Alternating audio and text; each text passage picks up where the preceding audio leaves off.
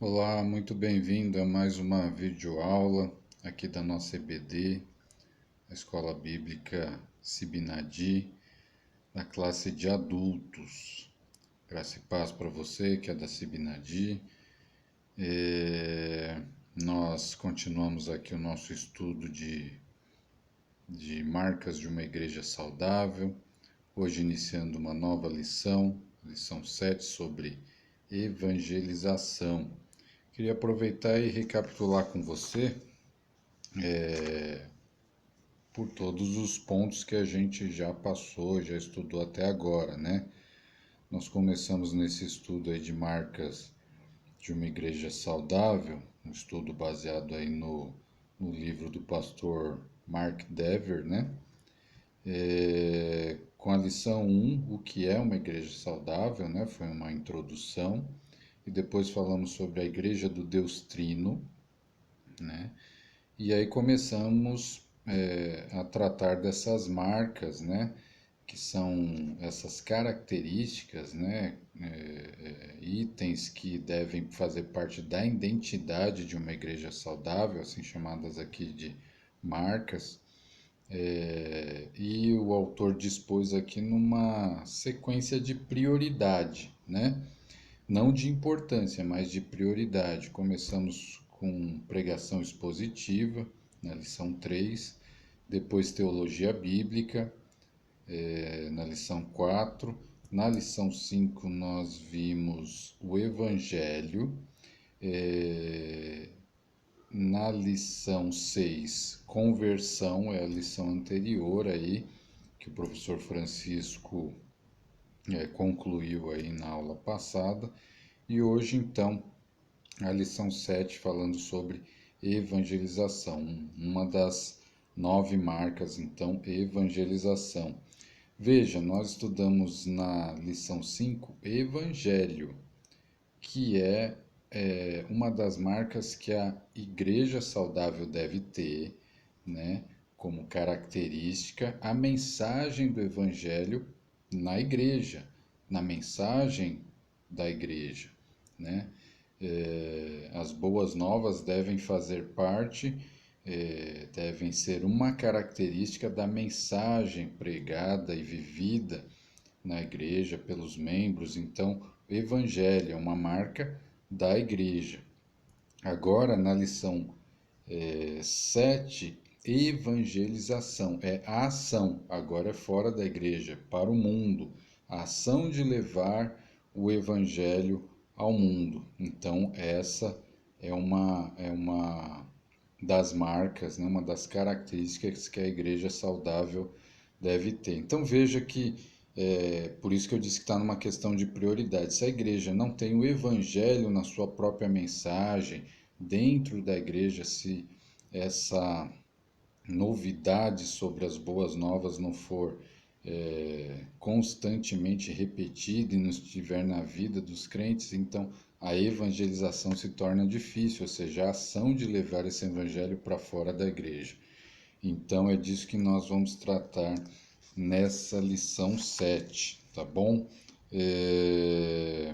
Nós vamos, como sempre, fazer a introdução e o tópico inicial da lição nesse primeiro vídeo e depois os outros professores vão dar sequência aí em mais 2 ou 3 vídeos, normalmente é assim até a conclusão da mesma lição, tá legal? Mateus 28, Mateus capítulo 28, Evangelho segundo Mateus capítulo 28, dos versos 18 a 20, fala ali da grande comissão, né? A ordem, a comissão que Jesus deixou aí para os apóstolos e enfim para a igreja a respeito da evangelização. Vamos ler essa passagem para ancorar aqui a base da nossa lição. E o autor também traz aí essa marca evangelização em uma frase. Qual seria essa frase? Vamos ver se tem aqui. Olha lá, uma marca em uma frase. Evangelização é o ensino do evangelho com o objetivo de persuadir. Então, evangelização é o ensino do evangelho com o objetivo de persuadir, né? Vamos ver então o que o Evangelho de Mateus diz para que a gente faça a introdução. Está aí do lado direito da sua tela, frisado em amarelo, Mateus 28, a partir do 16. Os 11 discípulos foram para Galiléia, para o monte que Jesus lhe indicara. Quando o viram, o adoraram, mas alguns duvidaram. Verso 18. Então Jesus aproximou-se deles e disse: Foi-me dada toda a autoridade nos céus e na terra. Portanto, vão e façam discípulos de todas as nações, batizando-os em nome do Pai, do Filho e do Espírito Santo. Verso 20: ensinando-os a obedecer a tudo que eu ordenei a vocês, e eu estarei sempre com vocês até o fim dos tempos. Amém. Então veja só, o autor diz aí, né, sem um entendimento bíblico da conversão e da evangelização, você vê, na frase estão juntadas aí a lição anterior e essa de agora, sem o entendimento bíblico da conversão e da evangelização, um membro de igreja será inútil em completar a missão da igreja em fazer discípulos. Então, fazer discípulos é uma missão da igreja, essa evangelização é uma missão da igreja, deve ser uma marca da igreja saudável, então. Vamos ler aí o que o autor diz na introdução e você vai poder acompanhar aí, caso você também não tenha a revista, tá? Antes de subir aos céus, Cristo deixou uma comissão aos seus apóstolos, uma missão, né? Assim como o Pai o enviou, ele os enviaria no poder do Espírito para pregarem o Evangelho a toda criatura e serem testemunhas até os confins da terra. Você está vendo as referências aí, né, das passagens bíblicas aí desses trechos. Continuando aí, debaixo da autoridade do nome do Messias ressurreto, deveriam ir pregar arrependimento para remissão de pecados, fazer discípulos batizando no nome Trino e ensinando a guardar todas as coisas que Cristo tinha ordenado. Essa comissão de proclamar o Evangelho é passada dos apóstolos a toda a igreja, já que a presença de Cristo acompanha a comissão todos os dias até o fim dos tempos, né? Isso que Jesus disse lá, eis que eu estarei com vocês, né? Apóstolos, evangelistas e pastores possuem encargo especial em proclamar as boas novas, porém seria errado pensar que a ordem evangelística foi dada somente a eles. Então, o que o autor está frisando aqui é que é óbvio, né? Existem aquelas pessoas no meio do evangelho, né? Aqueles cristãos que têm como missão principal, como ofício, né? Essa função da evangelização. Porém, é errado pensar que essa ordem é só para esses ministros, só para esses que receberam esse chamado de pastorear, de ser um evangelista, de ser um missionário, de ser um apóstolo, enfim. Apóstolo significa isso, né? Enviado, né?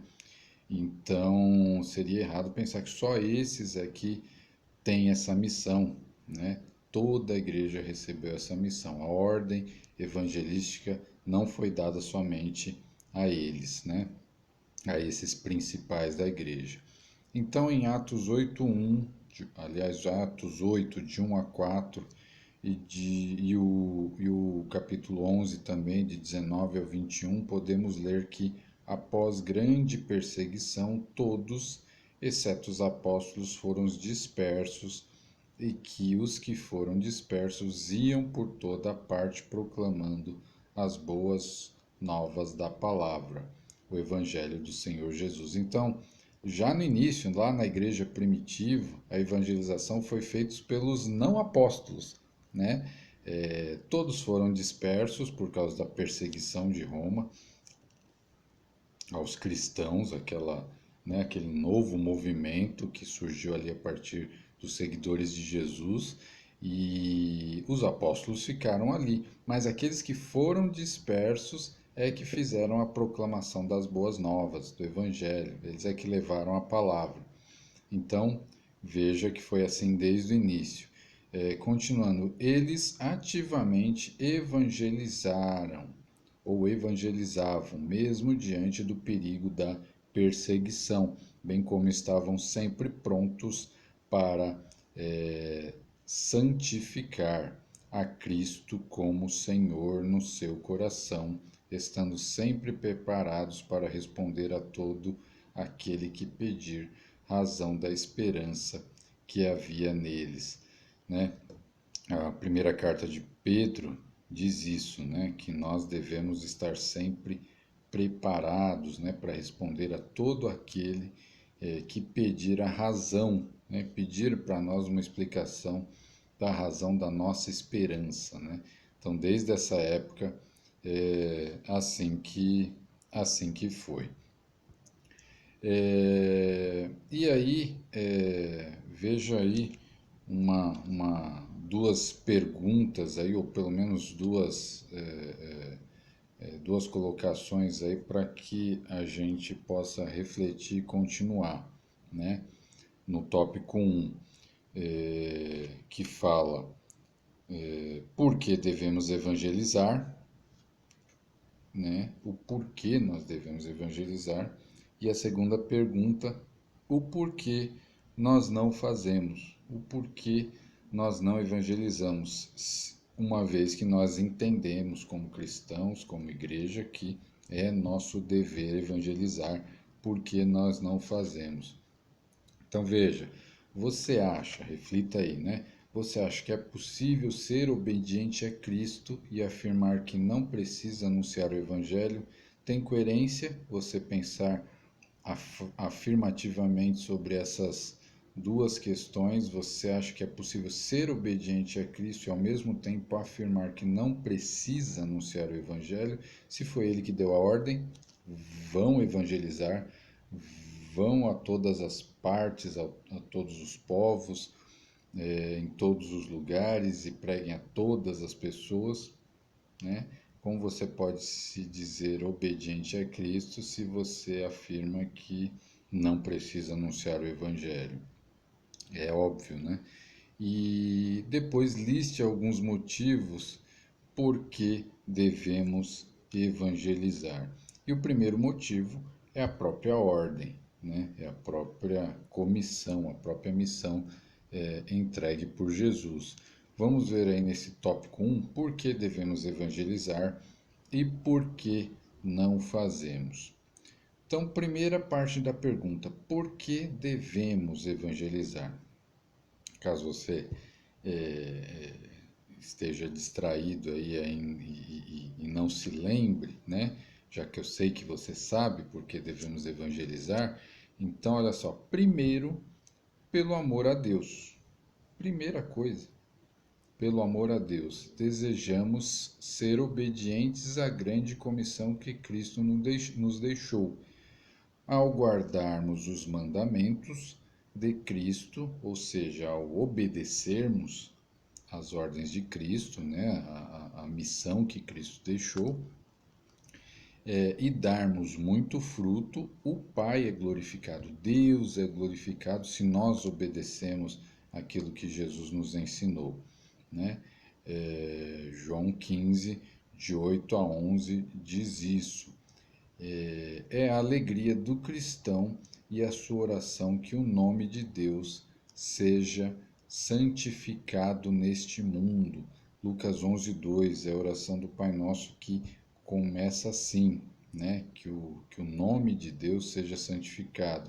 Vamos frisar essas duas passagens aí e a gente responde assim com essa base bíblica, por que nós devemos evangelizar. O primeiro motivo, então, é por amor, né, a Deus, né, já que se nós obedecermos a Cristo, nós glorificaremos o nome de Deus e por amor a Ele nós queremos que todos louvem o nome do Senhor, todos glorifiquem ao Pai, porque nós o amamos. Então, quem receber a Cristo através da evangelização está recebendo algo através dos frutos, né? Ou seja, se dermos muitos frutos, né? Porque guardamos o mandamento de Cristo, ou seja, concluímos a missão que Ele nos deixou, então o Pai será glorificado. Do lado esquerdo, aí, João 15, a partir do verso 8, está grifado aí em azul clarinho, roxo aí, diz assim, verso 8: Meu Pai é glorificado pelo fato de vocês darem muito fruto, e assim serão meus discípulos. Entendeu? Seguidores de Jesus, quem são? Aqueles que dão muito fruto. E o que acontece? Meu Pai é glorificado, Deus é glorificado. O verso 9: Como o Pai me amou, assim eu os amei. Permaneçam no meu amor. Se vocês obedecerem aos meus mandamentos, ide e pregai, né? Se vocês obedecerem, permanecerão no meu amor, assim como tenho obedecido aos mandamentos de meu Pai, e em seu amor permaneço. Tenho dito essas palavras para que a minha alegria esteja em vocês e a alegria de vocês seja completa. A outra referência é a de Lucas 11:2, né? Vou pôr aqui para a gente completar a resposta a essa primeira frase aí da questão, né? Então, a oração, né, que Jesus ensinou, a oração fundamental que nós conhecemos como Pai Nosso, ele diz assim: Eles lhes disse, quando vocês orarem, digam, Pai, santificado seja o teu nome, venha o teu reino. Então é assim que começa, é por amor a Deus, né? É para que o nome do Pai seja glorificado. Então é um primeiro e excelente e principal motivo por que devemos evangelizar. Mas tem uma segunda parte aí da questão. Respondendo à questão ainda por que devemos evangelizar. Primeiro, por amor a Deus, e em segundo, por amor ao próximo. Horas, né? O autor diz aí: será que podemos realmente dizer que amamos o próximo como a nós mesmos se nos recusamos a dizer a mensagem que pode livrá-los da perdição eterna? Então, aquele que você diz que ama e, e não conhece o Evangelho, não conhece a palavra da verdade, não teve ainda uma oportunidade de se achegar a Cristo, e você tem essa noção, você conhece o destino daquele que não for salvo por Cristo, e você amando esse seu próximo, essa pessoa, você não se sente mal de alguma forma em não falar do amor de Cristo e não levar o Evangelho, né? Como nós podemos dizer que amamos o próximo como a nós mesmos se nos recusamos a dizer a mensagem que pode livrá-los então da perdição eterna, né? Jesus se compadeceu da multidão aflita, exausta e perdida, né? O Novo Testamento tem passagens aí sobre isso, né? Paulo, o apóstolo Paulo, depois do ministério de Jesus ali, desejava e suplicava pela salvação dos perdidos, né? Isso é amar ao próximo, né? Ele procurava não o seu próprio interesse, mas o de muitos, para que fossem salvos. E ele nos exorta a ser seus imitadores, como também ele é de Cristo. Amém? Então, olha só, dois motivos aí principais para respondermos essa pergunta. Por que devemos evangelizar? É para nós essa pergunta, para a igreja. Primeiro, por amor a Deus, né? Por obediência a Cristo. E em segundo lugar, por amor ao próximo, também por obediência aos mandamentos, né? Ame a Deus e ame ao próximo. Contudo, aí vamos entrar na segunda parte da questão aí do tópico um. Por que é que então nós não evangelizamos? E por que não o fazemos então? Né? Então, contudo, muitas vezes somos omissos e o nosso papel, em nosso papel, né? Somos omissos na nossa missão. E é normal ouvir as seguintes desculpas. Vamos ver aí essas desculpas. A gente pode dizer assim: olha, evangelizar vai causar problemas. Vai causar aqui um conflito, vai causar uma discussão.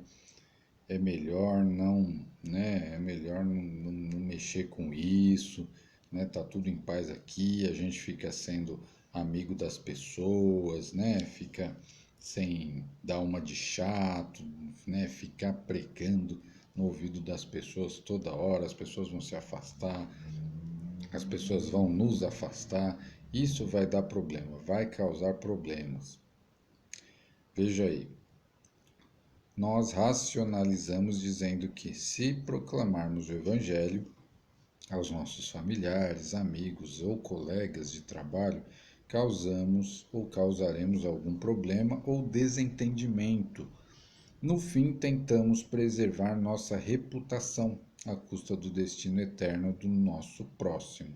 Ou seja, a nossa reputação, o nosso bom relacionamento, né, de não causar essa discussão, talvez algum desconforto, está sendo às custas do destino do nosso próximo que fica sem a palavra da verdade.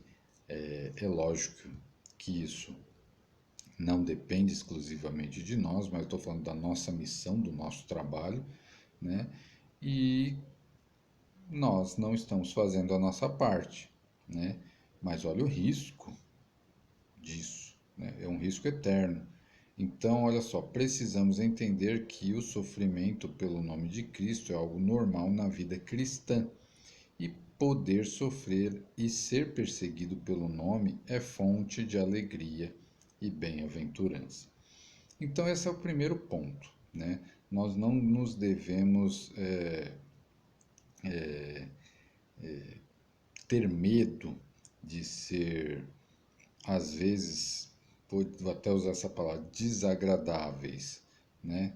Porque Cristo foi o que mais sofreu. Então, se nós formos discriminados, segregados por causa da palavra, por causa do evangelho, da evangelização, nós devemos sofrer isso, nós devemos topar esse sofrimento, porque aquele que sofreu mais por nós todos foi o próprio Cristo, né? E a igreja é perseguida, né? A igreja não pertence a este mundo, está neste mundo, mas não pertence ao mundo, né? Então a igreja ela não deve se moldar ou se sentir confortável sendo agradável ao mundo. Não, a igreja está aqui para dizer que o mundo está errado, que o mundo está perdido, que a salvação está em Cristo. E essa é uma mensagem difícil, né, de levar. Então nós seremos penalizados, perseguidos por isso? Algumas vezes sim. Devemos aceitar a missão mesmo assim? Sim, sem dúvida nenhuma. Mas uma coisa que eu queria colocar aqui da nossa própria experiência é que às vezes essa questão de conveniência, essa questão de evangelização ou não, por uma questão de convivência, de conflito, de discussão, né? Nós estamos sujeitos às leis, às normas do nosso trabalho, da nossa escola e tudo mais, a lugares onde não se pode nem pregar abertamente por ser um local vamos dizer assim, privado, né? Então há que se respeitar aquelas regras dali, mas uma maneira, e algo que sempre, e que eu já ouvi, que sempre fala comigo na lembrança, é assim: pregue o evangelho. Essa frase é boa. Pregue o evangelho. E se precisar, fale. Entendeu? Pregue o evangelho. E se precisar, se for necessário, fale. Significa o quê? Que você pode dar essa mensagem do evangelho através do seu testemunho. As boas novas, né, como a gente viu antes, podem ser através dos frutos. Então, existe uma maneira de você se portar, de você ser solidário, de você ser companheiro, e alguém vai perceber algo diferente em você, e você vai ter condições de dizer: isso é o Evangelho, isso são as boas novas de Cristo que eu recebi. Então, essa é a brecha, né, para que a pessoa se sinta curiosa e aí se aproxime de você por causa disso. Então, pregue o Evangelho. E se você precisar, fale. Então, é preciso primeiro viver, né? E essa é uma maneira de você. Essa maneira não tem escapatória, né? As pessoas vão reconhecer no seu comportamento, inclusive na questão de aprovação ou não, né? Até onde você vai aceitar os convites, até onde você vai participar das negociatas, o seu testemunho está aí, o testemunho do Evangelho está aí. E como se você for relapso a tudo isso, a toda essa questão dos frutos e do testemunho, você vai poder falar do Evangelho depois. Não dá certo, né? Então, quando você pensar, olha, isso aqui vai me causar problema, esse ambiente é um ambiente que me restringe a falar do Evangelho, então não use palavras, né? Fale do Evangelho com a sua própria vida, com o seu próprio testemunho, com a sua maneira de agir, de tratar as pessoas, de ajudar, de atender, de ser solidário, de ser amigo. Então, alguma coisa diferente vão perceber em você e você vai estar fazendo o trabalho de um evangelista, você está pregando, vai estar pregando o evangelho, entendeu? Então, olha, fuja dessa desculpa, vai causar problemas. Mas tem outra desculpa aí, tenho vergonha, né? Por que não fazemos, né? Por que não evangelizamos? Ah, tenho vergonha. É outra desculpa. O evangelista Timóteo também passou por essa tentação. E Paulo encorajou, dizendo: porque Deus não nos deu espírito de covardia, mas de poder, de amor e de moderação. Veja só, ele está falando que não deu espírito de covardia, mas de poder, de amor e de moderação, né? Não se leva a palavra goela abaixo de alguém, né? A verdade precisa ser dita, e a verdade precisa ser dita com coragem. O Espírito nos dá essa coragem, mas também nos dá poder, nos capacita e nos dá moderação e amor pelo próximo, né? Então, se você tem vergonha de levar o evangelho, primeiro se aproxime da pessoa, primeiro cria uma intimidade, um ambiente amistoso, para que você possa, através da moderação, do amor, do respeito com o outro, usar, né, aquilo que o Espírito te dá, que é um espírito de ousadia, de coragem, né, e o poder, né, para falar do Evangelho, né, das boas novas de salvação. Então, o Paulo diz a Timóteo assim: portanto, não se envergonhe do testemunho do nosso Senhor. Na tentação, podemos, com fé, orar pedindo que o Espírito Santo nos dê espírito de poder, de amor e de moderação. Se Deus declara justos em Cristo, então o que significa ser julgado por meros mortais? Então, assim, muitas vezes nós vamos nos importar demais com o julgamento dos outros, mas quem nos justifica, quem nos declara justos, é Cristo. Então, muitas vezes não se importe com isso, né? Temamos aquele que disse: pois quem se envergonhar de mim e das minhas palavras, dele se envergonhará também o filho do homem. Então esqueça essa desculpa, eu tenho vergonha. Outra desculpa aí que nós usamos bastante, né? Para não fazer aquilo que Cristo determinou, não evangelizar, nós dizemos: não me sinto preparado, não sei falar do Evangelho, não sei evangelizar. Então, em 2 Coríntios 2, 15 e 16, Paulo trata sobre o papel evangelístico de anunciar as boas novas, sabendo que alguns aceitariam e outros rejeitariam. Diante dessa tarefa gigantesca, ele se pergunta: quem, porém, é capaz de fazer essas coisas? A verdade é que ninguém é, nem o apóstolo é suficiente. Ninguém é capaz, gente. Quem, porém, é capaz de fazer essas coisas, né? Anunciar as boas novas diante de uma tarefa gigantesca dessa, nós por nós mesmos nós não somos capazes, nem os apóstolos eram, né? Contudo, ele responde sua própria indagação. Paulo continua assim dizendo: a nossa capacidade vem de Deus. Então você não se sente preparado? Ótimo, ótimo, porque você por si só não está preparado, mas Deus pode te dar o preparo, te dar a capacidade, né? Você possui o Espírito que o ensina. Você possui o Espírito que o ensina. Então deixe que o Espírito guie você a falar. E se não souber uma resposta, simplesmente diga: não sei responder agora, mas vou pesquisar uma resposta. E assim, isso é muito normal, né? Quando as pessoas têm dúvida. E assim nós cativamos a atenção de alguém a respeito do Evangelho, né? Então não me sinto preparado, nenhum de nós estamos, os apóstolos também não estavam em relação a essa grande, gigantesca tarefa de evangelizar o mundo, sabendo que a maioria não vai aceitar, vai rejeitar. Isso já é uma realidade quando nós levamos o evangelho.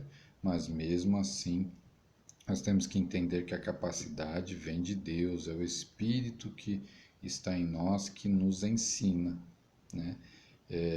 E assim nós podemos nos achar preparados espiritualmente para levar as boas novas. Então esqueça essa desculpa de não se sentir preparado, de não estar preparados. A penúltima, né? Nós já vamos encerrar esse tópico. A penúltima desculpa, outras prioridades. Aí é complicado. A vida moderna é frenética e certamente há períodos mais atarefados, mas a agenda do rei não deve ser abandonada por causa de nossos cronogramas. E muitas vezes temos sim tempo disponível, mas preferimos usá-los no excesso de lazer e entretenimento, nas redes sociais. Questões eternas devem ter primazia, devem ter prioridade sobre questões efêmeras, né? As questões eternas têm prioridade sobre as questões passageiras, né? E a vida, né? A mensagem de vida eterna é prioridade, né? Então, quando nós estamos sem tempo, e muitas vezes nós estamos realmente sem tempo, numa correria terrível, né, cheio de compromissos, nós devemos ter em mente que assim que nós pudermos, devemos ou nos organizar, organizar o nosso tempo para que sobre essa brecha entre o nosso lazer, entre o nosso descanso que sempre há. Principalmente quando nós estamos correndo muito, nós não vemos a hora de desacelerar para quê? Para descansar, para ter um momento de lazer. E nessa hora nós valorizamos mais isso do que o nosso, a nossa principal missão, que é levar o Evangelho. Então não tenha outras prioridades que você considere primordiais, né, sobre a nossa missão de evangelizar, né? Tenha isso como uma missão prioritária, né, como primazia sobre as outras questões. Então, assim, encontre os meios, encontre as oportunidades, né? Eu conheci pessoas que até em momentos de muita dificuldade, né? Pessoas que estavam internadas, né, hospitalizadas, mas que viram na cama do lado alguém que necessitava de uma palavra a respeito do Evangelho e viram nessa oportunidade uma chance de, né, de executar, de cumprir a sua missão como cristão. Então veja, sempre há um momento, sempre há uma oportunidade mesmo em meio às dificuldades, em meio às correrias, aos compromissos, né? Não diga que você não tem tempo, né? Na verdade, você pode ter outras prioridades, né? Mas não deve ser assim. A primazia deve estar na nossa vida em relação às coisas eternas, porque tudo aqui nesse mundo é efêmero, é passageiro. Então saiba disso. E a última desculpa aí, dentre todas, tá? Não é a última que nós usamos, a última que o autor da lição listou aqui, que é assim: não conheço incrédulos, não conheço ninguém que precise ser evangelizado, né? Veja só, né? Pode ser que alguém diga isso. Então, o isolamento talvez seja a desculpa mais comum para a falta de evangelização. É a justificativa preferida de cristãos mais maduros, né? Cujo meio é sempre ali a família que já é toda evangélica, já são todos cristãos, o meio que a pessoa vive e tudo mais. Ela não está mais num ambiente onde tem pessoas novas, né? Ambiente de trabalho, estudo, enfim. Cuidado, devemos, porém, reconhecer que Cristo nos enviou para ir e fazer discípulos, e não esperar que eles venham. Então precisamos tomar passos concretos para esse fim. Não fique parado esperando se você não conhece ninguém que precise ser evangelizado, porque há muitas pessoas logo ali próximo de você que você não conhece que precisam ser evangelizados.